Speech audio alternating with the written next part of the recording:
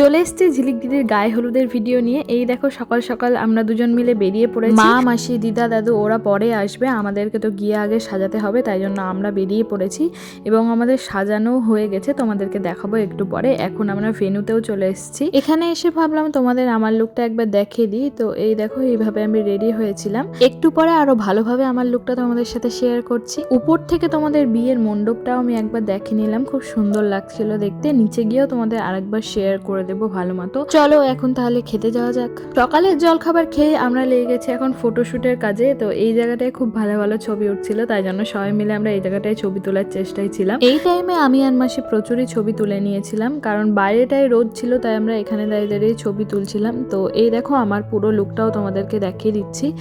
আর তারপর আমরা যাব নানিমুখ যেখানে হচ্ছিল ঝিলিক দিদির, সেখানে দেখার জন্য।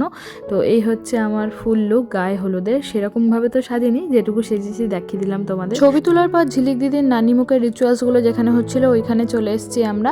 আর এই দেখো ঝিলিক দিদি, দাঁড়াও তোমাদের সামনে গিয়েও আর একবার দেখিয়ে নিব। তার আগে তোমাদের তত্ত্বগুলোও একবার দেখিয়ে নিই। তো এই দেখো তত্ত্বগুলো এখানে সুন্দরভাবে সাজিয়ে রাখা আছে, একদিকে মেয়ের পক্ষ এবং আরেকদিকে ছেলে পক্ষ। এই হচ্ছে ঝিলিক দিদির নানিমুখের লুক। তোমরা জানিও ঝিলিক দিদিকে কেমন লাগছে।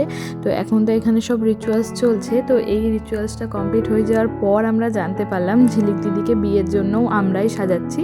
সে আর এক কাহিনী। তো থাক, সেসব আর বললাম না। তো এখানে দেখো ঝিলিক দিদি গায়ে হলুদের জন্যও রেডি হয়ে গেছে। তোমরা তো জানোই আমাদের সব প্ল্যান মোটামুটি চেঞ্জ হয়ে গেল। আমরা তো ভেবেছিলাম গায়ে হলুদটা দেখে বাড়ি চলে যাব, বাড়ি তো আর যাওয়া হবে না।